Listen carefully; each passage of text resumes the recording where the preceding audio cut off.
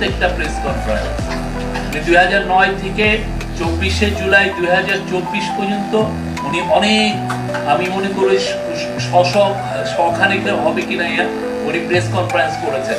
প্রত্যেকটার কিন্তু বিবরণ আছে, কে কি করেছেন এগুলো দেওয়া আছে। তাহলে হবে কি, আমরা জানতে পারবো যে কি আমাদের ব্যর্থতাগুলো কোথায় হয়েছে, কি ধরনের ফ্যাসিবাদী বয়ান কিভাবে তৈরি করা হয়েছে, সেই জিনিসগুলো আমরা ইন্ডিভিজুয়াল কাউরে না বলি।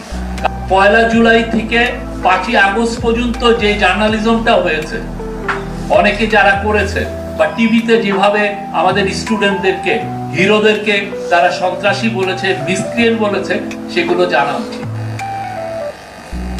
হেফাজতের পরবর্তী যে হেফাজতের শাপলা চত্বরের যে কিলিংটা হয়েছে, সেটা নিয়ে কি ধরনের যায়, আমরা এগুলো ইন্টারন্যাশনাল স্ট্যান্ডার্ডে আমরা এগুলো দেখব, এই জার্নালিজমগুলো আসলে কি হয়েছে আমাদের।